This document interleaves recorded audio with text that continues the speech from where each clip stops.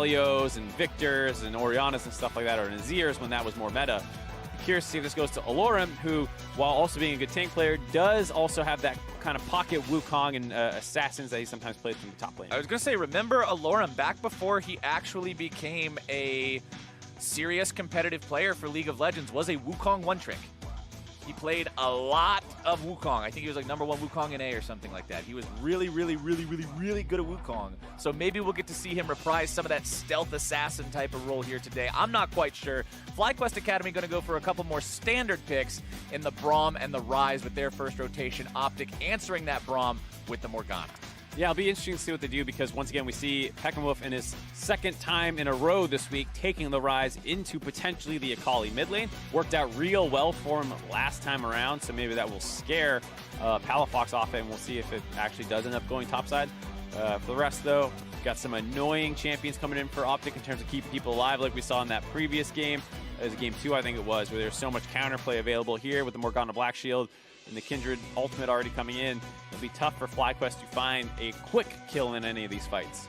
Unless, well, the Graves is locked in. I was going to say, unless you pick up the Gragas and blow people out of the Kindred ulti again, but that's not going to be the case this time around. It's Marksman Jungler versus Marksman Jungler. Yes. Had to make sure I had my finger guns pointing at the right champions. It's very important. Yeah, the angle. Yeah. You gotta get the angles right, see? Yeah. We'll have to see what they choose to go with. Both teams actually potentially matching all their roles in the first half of the draft, which can sometimes lead to some strange bans in the second half where people are like, I want to play this and you want to play this. But what do I ban it? Do I ban myself? Thinking emoji. But we are going to see a pretty heavy AD carry focus so far. Caitlyn and Ashe, the two bans first coming out in this second part of that ban phase. And maybe we're going to go down the tier list a little bit here, Mark. We'll have to see. I mean, Varus is still up. Varus is banned the first. We got rid of him in the first part. I'm an idiot. We'll see what they can do. We all make mistakes. That doesn't mean we're idiots. It just means we're human. That's sweet of you, yeah. They get rid of the Swain, so still some bot lane focus here. We'll have to see what else. I mean, otherwise, you're looking at the Kai'Sa being up. Potentially a Jhin is some stuff that we've been seeing. Lucian's always an option. They have the Braum pick, so maybe that would make some sense for OpTic to ban out. We'll see what they do. Lucian's always a lot of fun to watch. It's always one of the flashiest champions with all the dashing and spell slinging put together. I don't know if we'll get to see him or not, though. Final ban. Kai'Sa. All right, so they will take out some of that crazy carry potential that we saw in one of our games earlier today. And with the Swain gone, that means that they do want to see some more standard stuff in the bot lane as opposed to that big burly mage. Yeah, I'm not surprised to see that prioritized a little bit more against Ahri, who doesn't come across too much like a Lucian player. I'm sure he can play it, but yeah, no surprise to see him going for something else potentially. This Jinx would be a little surprising. Have not really seen it too much, as he actually will go for the Lucian. All right, let's go. Stepping up to the plate. All we had to do was talk about the pick a little bit, and it's sort of they could feel the vibes from here. Well, with all the bans and the fact you have the Braum, it's like Lucian is the obvious choice. Just go for Lucian. Yeah, so everyone kind of agreeing on that pick. OpTic might be going for a mix-up, wanting to go aggro in the bot lane and take that kind of early game style. Go for the Quinn. I'll take that. All right. See, normally when somebody hovers Draven and switches to something else, I'm pretty much always going to be disappointed. But Quinn, I'm not disappointed. Yeah, I'll take that. That's aggro. Absolutely true. And she's a champion that uses Stormrazor extremely well. Oh, yeah. And with the buffs, all good. Highest win rate bot laner on the current patch.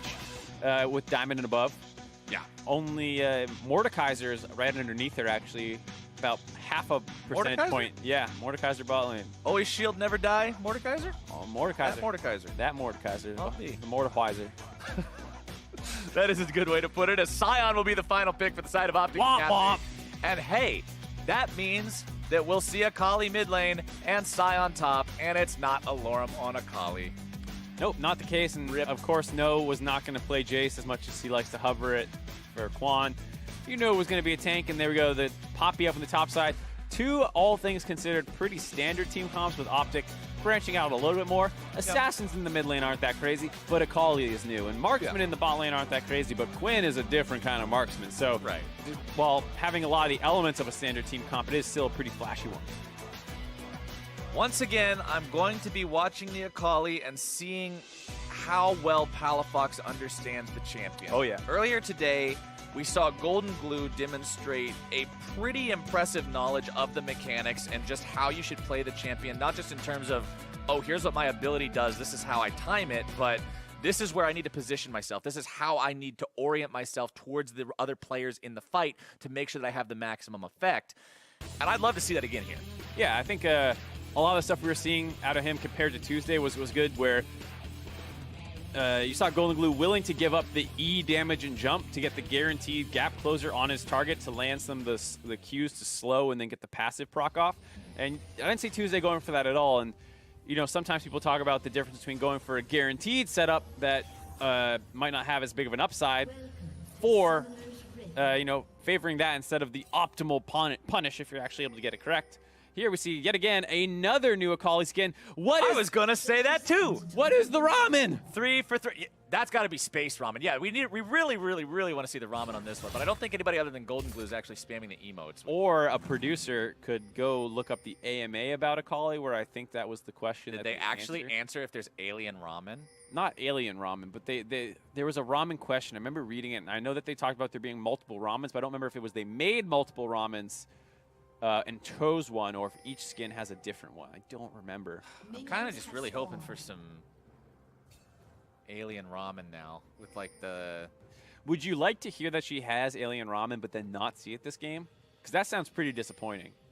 Well, then I know that I can go play it in practice tool later and see the alien ramen, so I've got something to look forward to. You just YouTube all the ramens probably. That No, I'm doing it myself. All right. That's... There you go. That's a do-it-yourself kind of attitude. I like it. Yeah, that's why I said I'll do it myself. All right. Do you not like me repeating you? All right. Both sides are starting off on the red buffs.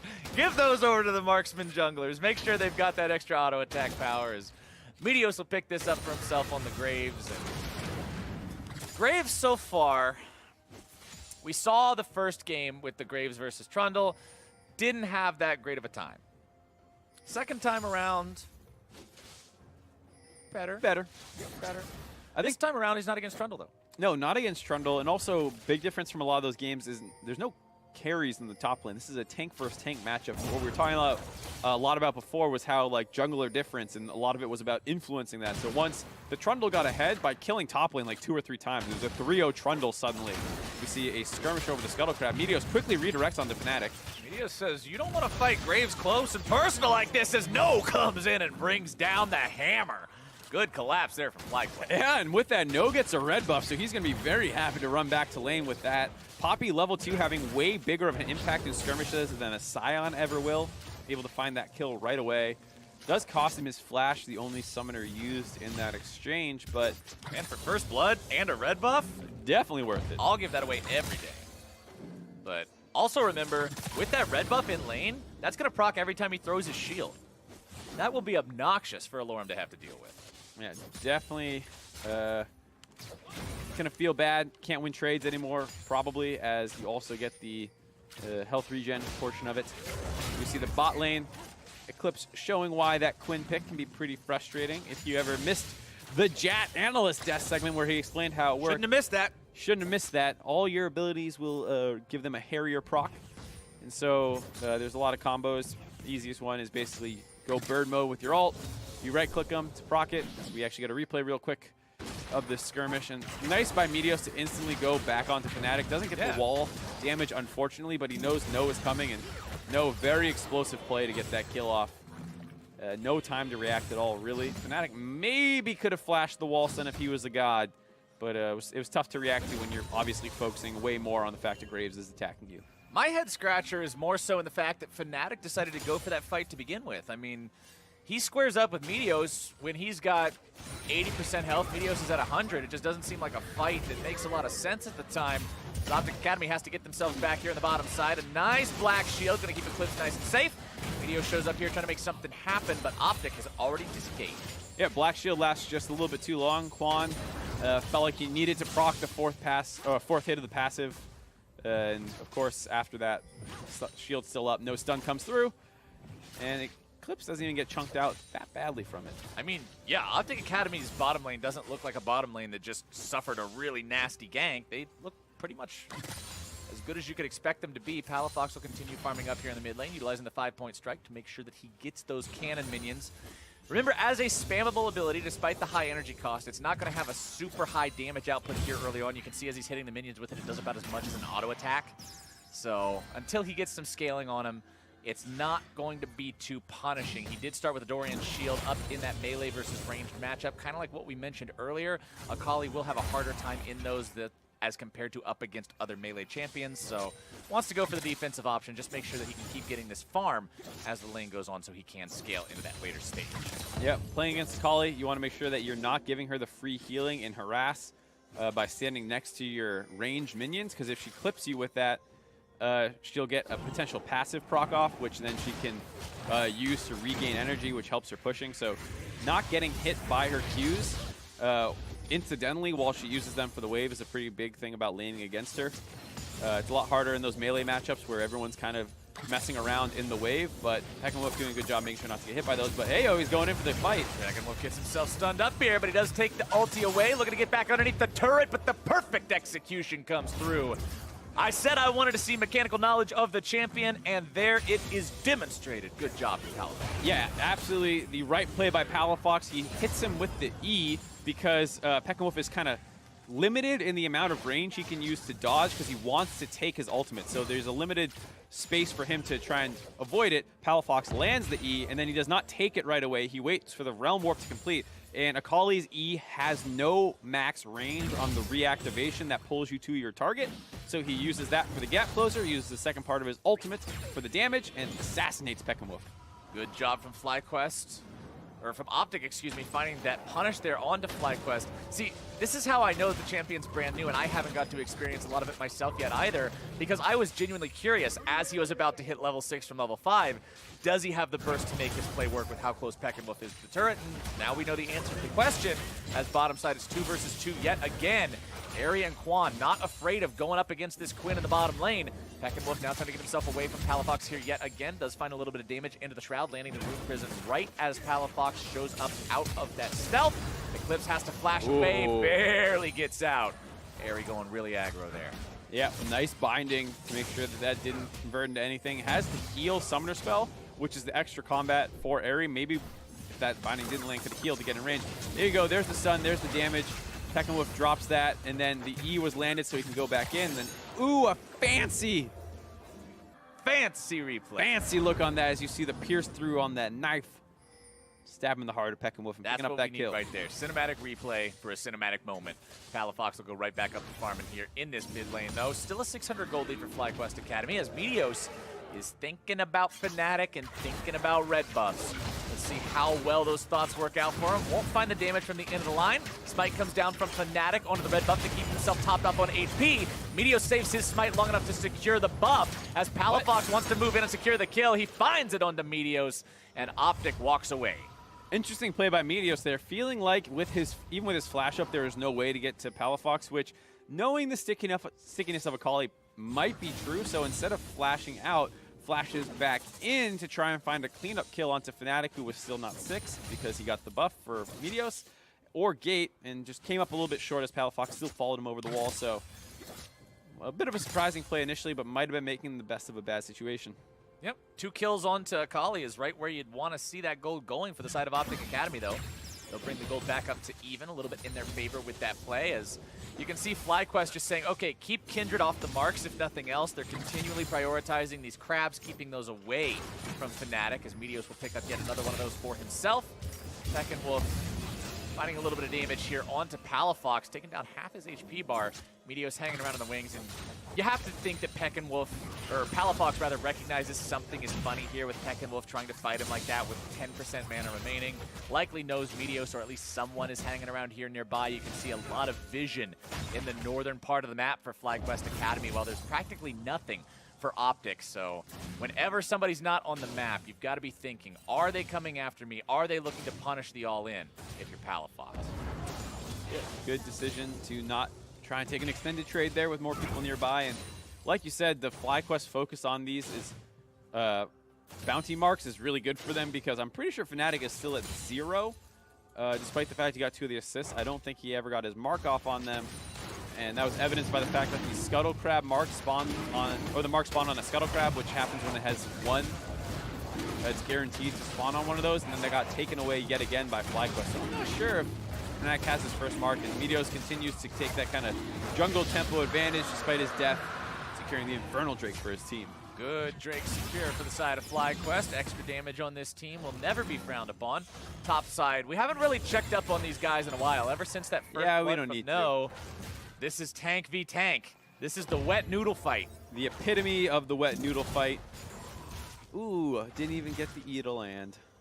You had the camera on you for the first time. Even if it would have landed, it would have done 32 damage. I know, but I'm just saying the camera's finally on the top lane, and he missed the E. Feels bad, man. Feels bad, man. Bottom side, Meteos wants to make this one work out. Let's see if they can do it. Eclipse going to be taking low gate here as well. Glacial Fissure comes out, putting a lot of damage down. They grab the kill onto the enemy 80 carry. His flash was not available there in that fight. Meteos coming around from the top now. Fnatic trying to turn that aggro back around on him. The binding comes out, and Fnatic, with the help of that CC, will grab the kill, make this one a 1-for-1. Nice trade back by Gate, getting that flash binding down, but the bot lane of OpTic, despite picking the Quinn, still losing the matchup that they counterpicked into. Eri getting the most out of these trades, and surprisingly hasn't even used heal yet this game, despite having the combat summoner advantage. Has not been forced into using it. Now is a 10 CS lead, and it was nice of Meteos to come over the top with that ultimate to finalize the kill from all the early work that Pekka did. Here we go, another top lane skirmish. All right, Nose deciding to fight. Let's see what he does. He's baiting though. Kali is on the way up. They did danger ping it, so it feels like no knows. I didn't want to know. No. I know you meant to do that one. No, I didn't.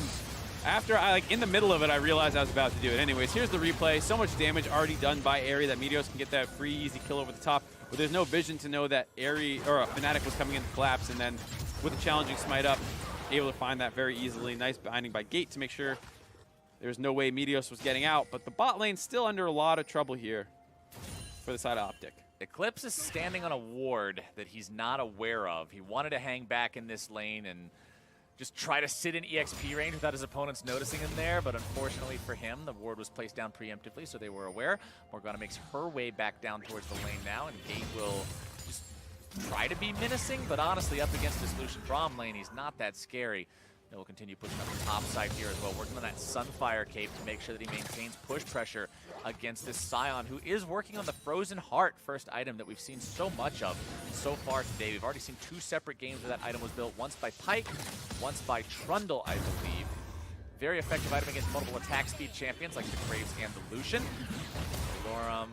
No, nothing to really comment on here. I think 5% of your health bar is about all you're going to lose. From a full combo. Yeah. Not that impressive. Surprised to see Palafox not being able to get more done with the 2-0 kills that he had as Gate. Out of position yet again. Oh, Gate's in some trouble here. Decides to try to turn things around. Let's see if they can make it happen. Gate is going to be taken very low here. The rotation comes through. FlyQuest able to find themselves one. Is it going to be 2? Answer is yes. Peckenwolf shows up with the artillery fire just in time to make this a 4-3 game. Yeah, nice reaction there by FlyQuest. And it's surprising to see Eclipse with that TP. It's another time where that no combat summoner maybe would have played into it. Maybe not, as it did feel like it was pretty free for FlyQuest there, but they did have the extra advantage. Now Peckenwolf has to be careful under the turret. Peckenwolf went really close to these guys, and we know how strong Palafox is. That was just not respectful. That was exactly what I was looking for when I said you got the 2-0 Akali. As soon as he knows where the enemy jungler is, gets the wave pushing under the turret and uses that obscurity to avoid taking turret damage. I was trying to remember that word earlier when I said stealth, and for some reason it just wouldn't come to mind. Like, I'm just saying, like, obscure as a keyword is fine. Obscurity as an adjective is not. Wait, isn't obscurity, it's a thing, right? It's a noun. Yeah, obscurity, I guess you're right. Anything more about this? Anyways, here's the kill. Kind of goes in. Fnatic chips in some extra damage, gets the first dash for the stun, which is all he needs to get out. Also, interrupt by No next to the wall. Alrim ulting him point blank to stop that. Pretty funny to see. Palafox, he's going to get out just fine for now. Meteos gets a little bit of damage in passing, but also takes some of his own. Fnatic not just going to stand by and watch his mid laner get shot up like that. They'll return some fire there. As you can see, the completed jungle items are there for both junglers. The ruby crystals that will facilitate their black cleavers have also been constructed.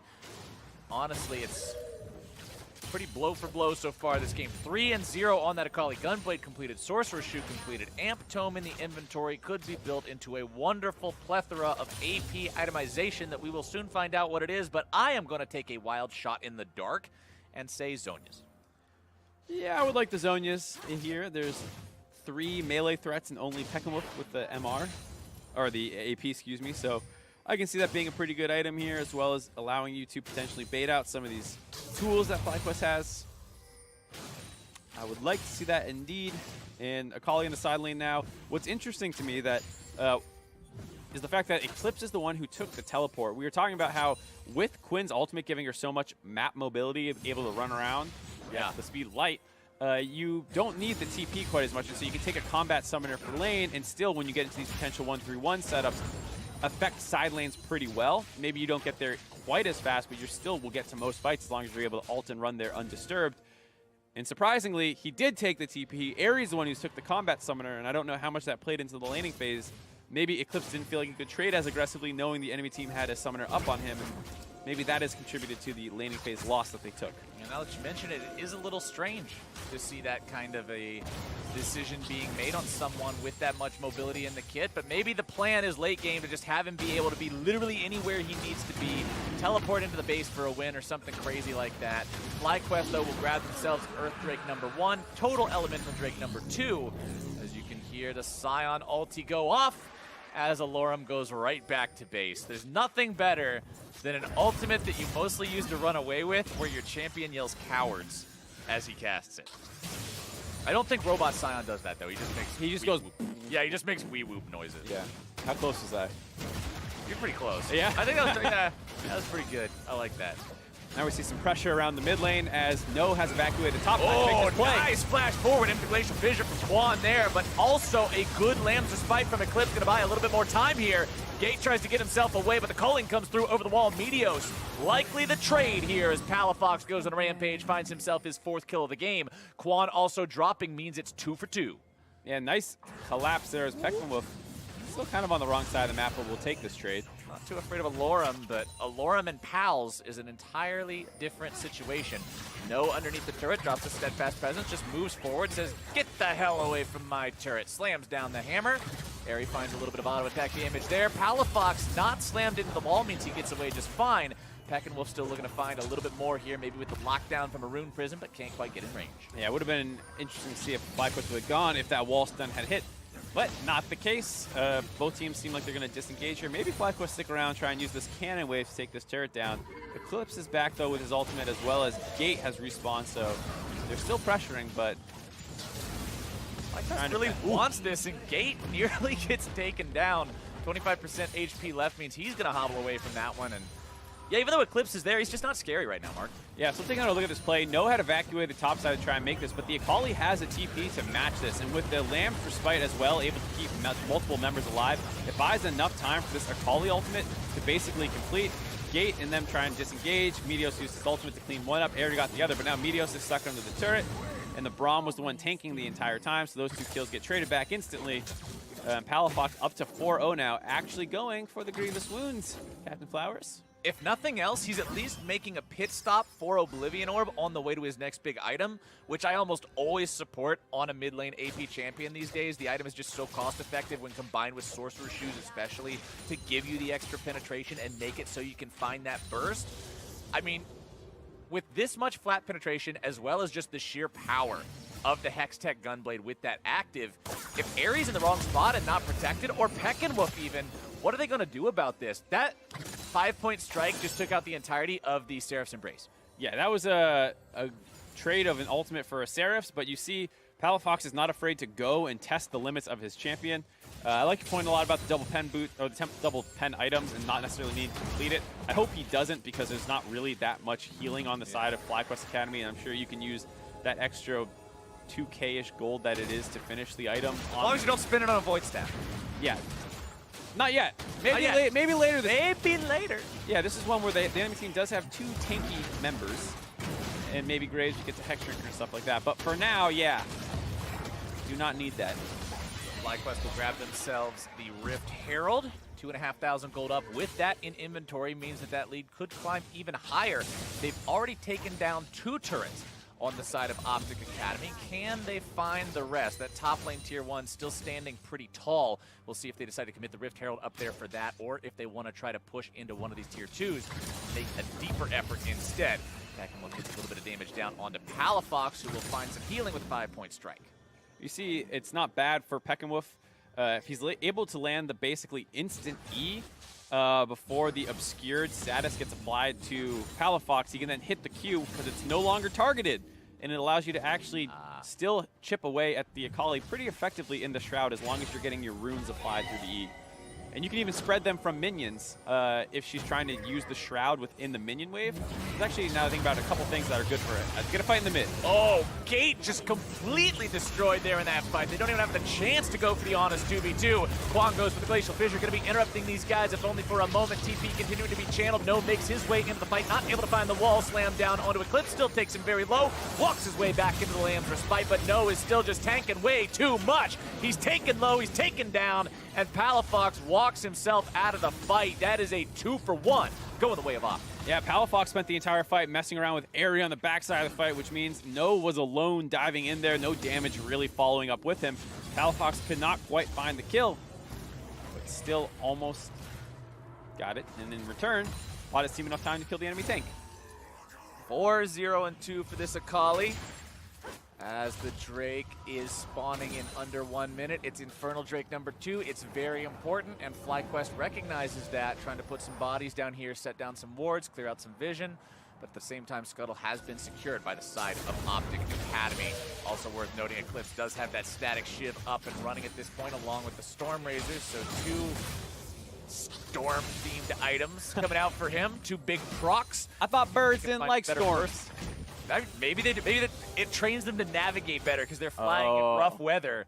Only the strongest birds can fly through the storm, Mark. Yeah, and then they take the training weights off. Yeah, and it's a clear day. And he's ready. Get the weed music ready to go for when Eclipse is done flying through the storm. As the wave will continue to be pushed in here in the mid lane. That Drake spawns in 10 seconds. Total control over the bottom river being exercised now by OpTic Academy. 3 control wards placed down throughout it. In the side brush for the mid lane, the pixel brush, and even the bottom brush towards that bottom lane. Fnatic will start up the Drake by himself, and it looks like FlyQuest will not respond to this one in time. Nope, too much pressure with all that wave clear in the mid lane. In fact, they're fake sieging the turret just by space. Now Eclipse is going to scoot his way back onto the mid lane, and there's not really going to be much for FlyQuest to answer back with. Lorem got a nice little bit of stun down there on those guys as they were trying to walk up, see if maybe there was anything to collapse on. But mid lane, that Rift Herald we were talking about earlier does get summoned, and they will go for the option of using it to go for the deeper objective with the tier 2. Shelly does find her headbutt to finish that one off. They'll try to escort her up here to get at least a little bit more damage onto this tier 3. Here we go. Half the HP is already gone. Forget half. That thing is deleted. FlyQuest Academy make one hell of a push and break into the enemy base. But now can they get out without the punish? Gate decides to flash forward, go for the binding. Can't quite find it. The accuracy's not there. No, the member that's separated from the rest of the team, but that's not the guy that you can really try to assassinate if you're Palafox. He doesn't get the procs on the auto attack from that passive yet. Alorem goes far ahead of the rest of the team. Going to be chain CC, slammed up into the wall, and beat down. FlyQuest will take the free kill on that one. Yeah, FlyQuest showing that they know a thing or two, just like their main roster, on when to push and how to play with tempo in this game. They lost the Elemental Drake, and OpTic was very slow about wrapping around back to the mid lane. And Palafox instead chose to try and split push down the bot side, but they had the Rift Herald advantage to make it so it was not even close of a push, as well as the double marksman being able to hit away on that turret. With Mountain Drake as well, made it so that they were actually able to grab the inhibitor turret off of that push, and OpTic really get punished. They felt like they got flustered a little bit and decided to pull the trigger on a situation where, for the most part, FlyQuest had already disengaged, and no surprise, Alorem ends up in the middle of the enemy team alone. Yeah, that was really well done by FlyQuest, just honestly, knowing they could go for the inhibitor turret there, and then staying cool enough to just say, okay, kill Alorem, now leave. They didn't get greedy afterwards either, which is what I like. Sometimes you get a total fiesta where one guy overcommits, then a guy from the other side overcommits, and it's a game of Red Rover where you're daring the other guy over, and everybody just takes the dare. But this time around, FlyQuest was able to make sure that they came out on top. This team now finds themselves 4,500 gold up. No continues pressuring the bottom side, but Eclipse makes his way down here. We'll see how well this Poppy can escape. Steadfast Presence does a good job there interrupting the Quinn E. No acts like he's going to go over the wall, but instead decides, nah, I don't even need to. Just walks away. Nice play there by No, making sure he doesn't get the knockback onto himself. Maybe Eclipse could have waited out because I think No had actually done it first. He's going yet again here. This time gets this knock up on it, but No's going to try and turn this around maybe. His team is kind of close to collapsing. He's got backup coming towards him, but so does OpTic Academy. Palafox will be taken down to about half HP, but No's the one who's finished off. FlyQuest Academy now might lose multiple people. It's Fnatic who's in some trouble, looking to put these last couple of shots into Airy, and he does find him. This is pretty big here for OpTic, Mark. Quan now trying to get away from the rest of the Morgana ulti, make sure he's not rooted up by that. Peckenwolf looking for a little bit of damage down onto him. 2 for 0 so far for the side of OpTic. Nice punish. Yeah, it's good to see OpTic finally using their comp to code what it's able to do, splitting up and then having Eclipse kind of run between the lanes and try and find not only farm, but kills if people are out of position. No got a little greedy after he got out the first time, didn't commit to staying out as his team had kind of was collapsing initially. They saw he got out and then they started turning around to leave him, and he put himself back in a position to get re-engaged on by Eclipse, who opened that one off, and then they tried to cut off Palafox in the escape, and Palafox intelligently changed his target. Peckenwolf getting himself away from the stun from the ultimate, but now he's going to be in trouble from the follow-up. Damage coming through, gets himself back underneath that tier 1 turret. Meteos off to the side, going to be trying to kite himself away from this Akali. Flashes over the wall, staying alive for now. She's still back into the shroud.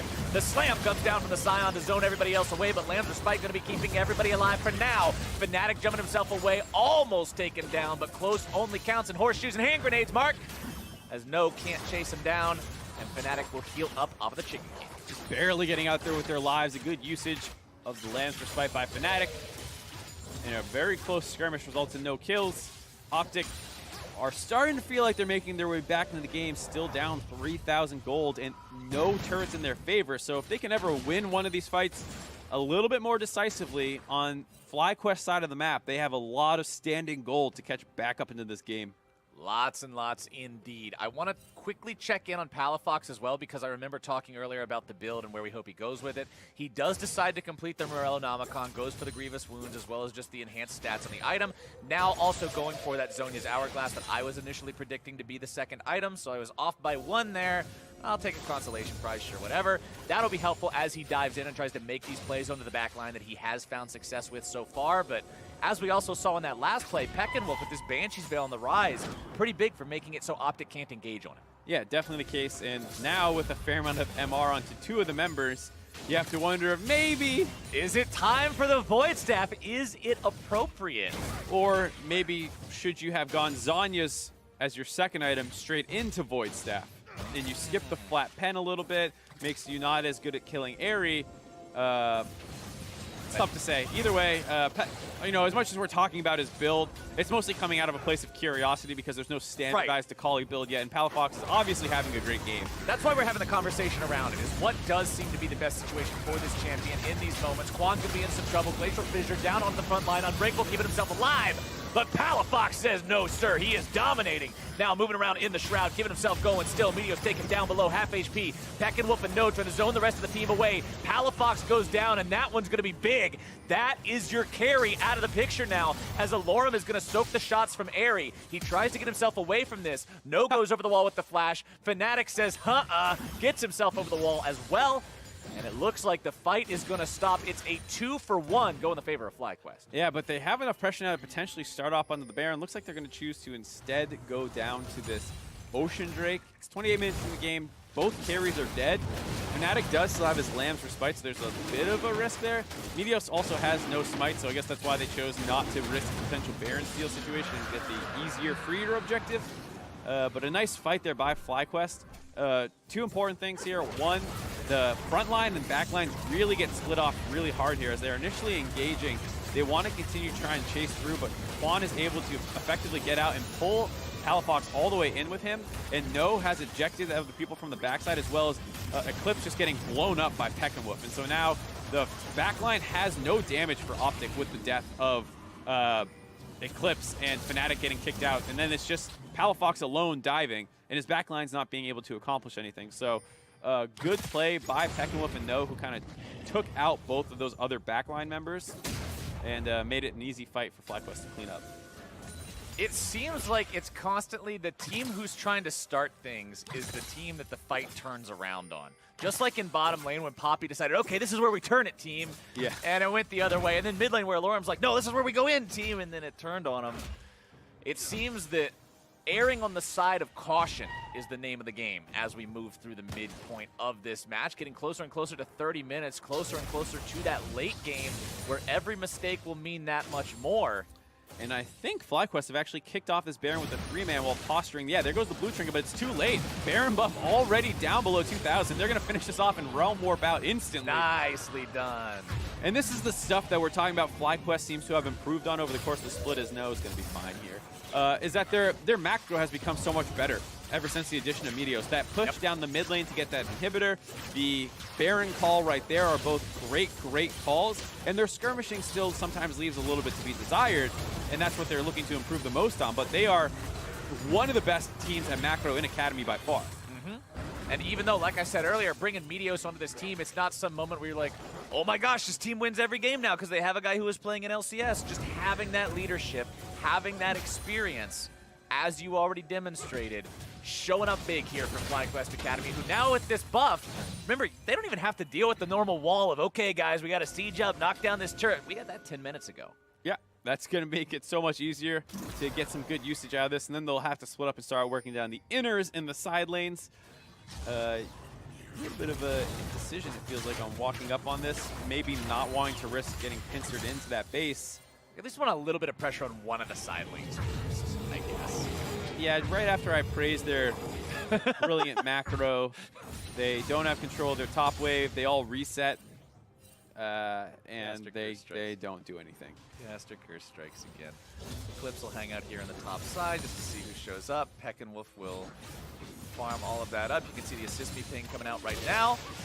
As Peckinwolf finds himself jumped. Who even needs the Akali? Oh, wait, never mind. I guess you do need the Akali. Yeah, people talk about how there's some more damage in League of Legends these days. That was some damage, Mark. That was some damage, as it looked like Peckinwolf was about to get 3-shot, and instead it's Eclipse who gets 2-shot. I'll raise you a shot. Yeah. And now, OpTic are down pressure as more people were committed up to the top side. Sion is able to get himself out of there. Alorem utilizing the ulti to retreat. They were not able to put someone in front of him on the side of FlyQuest. That is really the only way to deal with that. You have to body block him so that he can't run away. But FlyQuest have now found their opportunity to go for that mid lane inhibitor. Nobody can stop them. Palafox is still on the top side. Meanwhile, the waves have been prepped. It's bottom that is the next target here for FlyQuest Academy. The tier 2 will fall rather easily. It's a 4-man push now looking for the T3. Palafox still backing there in that top lane. They don't know exactly how soon he'll get back to the base. It looks like he has found his way back there now. FlyQuest need to be careful not to fall into a 4 versus 5 with Peckinwolf in that top lane. He does have TP to join the fight, but considering just how much damage is... Oh, you hate to see it. Question mark pings from both teams. On top of that, Zonya's Hourglass as now the Sion ulti comes in, not going to find its way onto anybody to start things off. Nice disengage coming in from No, knocking him out of the front line so he can't continue to make things ready. Eclipse wants to come in from behind, looking to find the damage onto Meteos here. Now going to be taken very low himself, having to flash away. Shut down over onto Peckinwolf, comes in for Fnatic, but it is going to be traded away as Airy picks up the kill onto Eclipse. Fnatic now trying to retreat along with his top laner and mid laner. The bottom lane for OpTic have both been dispatched. Peckinwolf down on the side of FlyQuest means it's 1 for 2. They're still going to continue to push here. The front line is healthy. Airy has full HP. Fnatic has no ultimate. He does have the ultimate, excuse me. It's ready to go if they can possibly find the opportunity to make that happen. No now in retreat with the rest of FlyQuest. No Warmogs on this Poppy. All that damage is going to stick, and they decide to head home. Inhibitor turret in their pocket. Yeah, Baron buff had run out, so they call the push off. Here you see them decide to go, and this is a nice flank by the Quinn to start things off. Palafox is going in and buying time, trying to keep them interested, while Eclipse wraps around the backside. No Zhonya's here is a big problem, as obviously Gate's just going to get popped for that, and Eclipse not sure what is happening around him, and stops kiting and starts channeling his ultimate. That's the big problem for this fight for them, because otherwise it would have been a 1-for-1 trade thus far, and you can wrap back around to meet up with Fnatic, and then they can go try and fight front to back a little bit more. Maybe Palafox can find a re-engage. As soon as you lose Eclipse, that hope's over. They lose their inhibitor turret, but like I said, no Baron buff. FlyQuest wants to call it off and not risk getting respawned on. Two big problems by OpTic there. The Zhonya's being blown by Gate, and Eclipse's decision to try and remount as Quinn, costing them. Bottom lane's going to need to make things a little bit cleaner if they want to find a win here in this game on the side of OpTic Academy. 1-6-4, 0-4-8, a combined 10 deaths between them. Only 3 deaths on the other 3 players put together. It's really obvious where FlyQuest are targeting, because they know that this is the vulnerable spot on this team in this game. Yeah, and it's really sad because Morgana Quinn should be a pretty strong lane. Morgana has the pushing priority and can set up picks with bindings and things like that. Yes, Braum is a strong laner, but he's usually more of a defensive one, and while Lucian can be very dominant, you think that Quinn, being the highest win rate champion in solo queue at least, should have a good laning matchup into him with the ability to blind, but they were the ones getting basically killed in the 2v2 multiple times over. And, you know, they took that matchup. They saw the Quinn, or they saw the Lucian, excuse me, and took the Quinn into it. And, yeah, definitely a disappointing game out of them. Before we hopped onto the Rift for this game, you talked about how even though this is the final game of the split for OpTic, it's still a chance for the players who all show promise individually to show just how much they're worth, because other teams may be looking to scout them for their own academy squads in the upcoming split. And even though it's been a rough game for Eclipse and Gate, Palafox and Fnatic specifically, 5-1-5 on the Kindred, 6-1-3 on the Akali, these guys are having very strong showings. Yeah, they're 2 of the younger guys. Both of them, this is their first split of Academy, or first season at least. Palafox was found in Scouting Grounds and has come up and displayed himself to be one of the better mid laners in the Academy scene. And then Fnatic was one of the youngest junglers there at Scouting Grounds. And this is his first split now on the team. And having, like you said, a great game this time around. Just the team needs to stabilize a little bit more. They're down 8K, but with how big the gold leads are getting, and both teams having decent late game scaling, it's hard to say. Akali's a bit of an unknown in terms of how good her late game is. Having played it, your cooldowns get super low. You actually are fine with energy regen. You can kind of pop off, but it feels hard versus the big front line in lockdown for FlyQuest. Fnatic going on to that front line now. He's got the black shield, which means he's not afraid of those concussive blows being procced and getting himself CC'd. FlyQuest want to retreat from this one. Alorum tries to block off that ramp, and it does end up separating FlyQuest Academy, who now find their mid laner and their support alone. Peckinwolf wanting to get himself away from this one. Palafox having to go into the stasis, keeping himself alive. It's 1-for-0 going the way of OpTic Academy. Peckinwolf going to take Fnatic low. He does have to pop the Lamb's Respite to keep himself in there. Meteos tries to go over the wall, but the Blast Cone's going to stop it. In comes Peckinwolf, wanting to make this at least a trade. Gate is going to be taken down here. No grabbing the kill credit on that one. It's support for support, 1-for-1 here, as Eclipse will be pushing down the mid lane onto the tier 2 as this Quinn. What is the call from FlyQuest? This is a team whose LCS roster is known for making these decisive calls in these types of moments. Can the Academy squad do the same? It looks like they can. The call is for Baron. Yeah, gonna melt this Baron buff down. Quinn did push the mid lane turret, but is instead collapsing now to try and find them around this buff. Might be able to do it. They want to go in. It's ultimately secured by Peckinwolf of all people. The Rise making sure that objective goes where they needed it to go. Meteos will be taken low here. Palafox wants to find the kill onto him, but he's knocked away. No, make sure there's no cleanup. Nice play by No to protect Meteos. Would have been able to trade most likely on the Palafox, but Palafox is just looking for a way to clean up some of these Baron buffs. Not actually able to do it. A very aggressive call by Palafox that finds him the first kill, but maybe a bit of an overcommitment after that. He goes really hard to go for the flash stun, but it only breaks the Banshee's Veil, so they're always able to answer back right away. Has to pop the Zhonyas and use the second ult to get out, but they find that kill. Here, Fnatic can just run away and hop up to the top side, but actually tries to engage on the Peckinwolf, but he doesn't have enough damage to actually kill a very tanky Rise. And so while we're joking about Gate's deaths, here he's going to give his life up to allow Fnatic to get out and slow Peckinwolf down, so Fnatic is able to live. But that all came off the back of a mistake by the jungler there, trying to 1v1 the Rise after Palafox is effectively dead. He's used all his cooldowns and is at 200 HP. Even though you did kill the enemy Braum, your mid laner is dead for, as far as you know, the next 20 seconds. Yeah, when he loses all priority, all control, all agency in the fight, his screen might as well be black and white. Yeah, There's no way he goes back. He's got a shorter respawn timer is basically the way to think about it. He'll be back in 15, 20 seconds, and we saw him try and come back into that Baron buff, but at that point it's a little too late, and now FlyQuest with their second one of the game, grab the mid inhibitor again. They've got that up and running on 4 people, one of those critically being this Poppy, who will provide the split pressure, making sure 2 different minion waves are enchanted. Wins on the flank. Meckenwolf's in some trouble. If they take him down instantly, this is going to be really good for OpTic Academy. They got the Rise out of the picture. What else can they find? Quan's going to be the target now here on the front line. Alorum going to be taken down rather low. They're looking to find the burst onto him. Culling goes through a little bit more damage. We'll find the killing spree there for Airy, as now Fnatic gets himself jumped on. It's Lamb's respite keeping him alive, as no fights eclipse off to the side. Fnatic going to go into the stasis here as well, utilizing the stopwatch, still going to be killed. Palafox 1 versus 3 goes into the Shroud, but can he find the outplay? It looks like not. The piercing light will find its way into the shadows as the Nexus turrets fall, and FlyQuest Academy will find their win here against OpTic. It was a long, hard-fought game. OpTic tried their best, but FlyQuest show why they're going to the playoffs. Not before killing a couple more minions, increasing those scores. Pad those stats, baby. Get those S pluses from the client. But a really nice game by FlyQuest. Like you said, very hard-fought game. Really had to prove themselves here, as a number of the members of OpTic were finding a lot of kills and making it difficult. But the better macro team reigned supreme. The better macro team pulled off the macro that this LCS and Academy both. FlyQuest just seemed to be finding it in being decisive when other teams aren't decisive and saying, nope, Baron. Nope, we're doing this. Nope, push mid. We're taking that inhibitor turret. And I love that, Mark.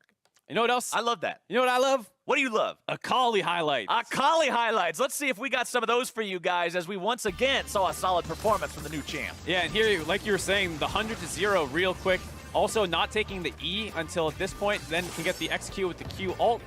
W out just for a little bit of move speed there. And then here, a really nice play to flash onto Meteos. Meteos flashes to try and trade out instead, but he'll just take the ult over to get that trade kill. Palafox started getting a big lead for himself, and a lot of the plays that worked out well for OpTic were coming off the back of him finding these decisive engages. Nice TP here for another cleanup, and you get to see why teams are playing the Akali pick there. It's still obvious that there's a lot to figure out on the champion, but you see how much agency it has to decide when I want to go in and when I don't. And when you do decide to go in, how hard it is for the enemy team to stop you from doing what you want to do. Definitely seems like a strong pick, a great assassin to really go in there. And like we said earlier, have that moment where you say, I'm in control. Like, you're in the driver's seat with this champ. And depending on how well or how poorly you play it, you can come out on top looking like a hero, or you can end up in a spot that's not so great. But now that we've seen your thing, we've talked about the Akali plays, let's go back to my thing and some of these calls that FlyQuest made. 37 minutes in, they grabbed the Baron. Yeah, and here you see Palafox going for a big play, and it does actually work out, the fact that they're able to kill the Braum right away. Here they just need to disengage, kite up to the top side, let Palafox reset, and you're up a man. Instead, they continue the skirmish going on, and they have the Quinn trailing from the backside, never able to get involved in the fight, effectively making this a 4v3, and Fnatic is forced away early on. Gate gives his life up to keep him alive, but after this, obviously, FlyQuest are healthy enough to look for the Baron. You see Eclipse try and make things dicey by pushing up the mid lane and saying, uh-oh, I might take your mid inhib. But like you said, FlyQuest, more than aware of the situation. They just go for the Baron buff, finish it off very quickly. If Eclipse had stayed in the top side, they're going to use the Baron buff to get out. Not the case, as they tried to win this fight on the back end of it, focus down Alorum, and then they go ahead and punt the Akali out, making sure she can't possibly clean Meteos up. And like you said, just very decisive shot calling. You can see that even though it's kind of jagged, it's always trending in FlyQuest's favor. And that's one of the things good macro will do for you, is that even if you're losing fights, you're losing them on your half of the map. So the gold never truly swings back with like, oh my god, all the turrets are suddenly down. Yeah, there's no, holy cow, OpTic's totally in control of the game now. Everything's completely switched the other way. It's, okay, that fight didn't go as well as we thought it did. Maybe Akali's a little bit stronger than we were expecting, but at the end of the day, it's still a FlyQuest victory. And the Academy regular summer split has now come to a close. Our playoff picture is locked, so let's see how the teams stack up. Cloud9 and Team Liquid Academy end in the top 2 spots, earning a bye to the semifinals. CLG Academy will finish 3rd. Then we have a 3-way tie between the next 3 teams, resolved by head-to-head record, with Clutch at 4th, FlyQuest Academy in 5th, and 100 Thieves with the final playoff spot. That positioning means our first quarterfinal next week will be between Clutch Gaming Academy and FlyQuest Thursday at 3 p.m. and Counter Logic Gaming will then play 100 Thieves at the same time on Friday. And this is a super interesting matchup to me just because we heard both Academy teams that we interviewed today, who are they scared of? People are saying Clutch. No one apparently wants to play Clutch, and when we ask why, that bot lane's pretty good. Piglet has been messing kids up, and the rest of the solo laners have stepped up around him, and it made it so that you heard 100 Thieves say, yeah, we'd rather have CLG, and that's exactly who they got. So they better put their money where their mouth is now because they called them out, and they got their guy. If you get your wish, you better be able to take that guy down. Otherwise, you might end up looking a little bit silly. Academy is over, but the NALCS still has 2 weeks of play starting tomorrow afternoon. Game 1 pits tied teams 100 Thieves and Echo Fox against each other. Then it's the classic TSM and CLG rivalry in game number 3, while Team Liquid will look to hold on to first place against OpTic Gaming. Should be a lot of fun games this weekend. Yeah, starting to that first game of the day, 100 Thieves Echo Fox is always a fun game. We have one of the slower teams versus one of the faster, crazier teams. One team doesn't like conflict and wants to spread you across the map. One team, all they want is conflict. So it's about which style is going to win out on that day. Plus, TSM versus CLG. I mean, how can you classic. not? The classic matchup. Tale as old as time, song as old as rhyme, NALCS to a T. TSM versus CLG. I made a rhyme and I didn't even have to. That's how easy that is. It writes the stories all on its own, ladies and gentlemen. But if you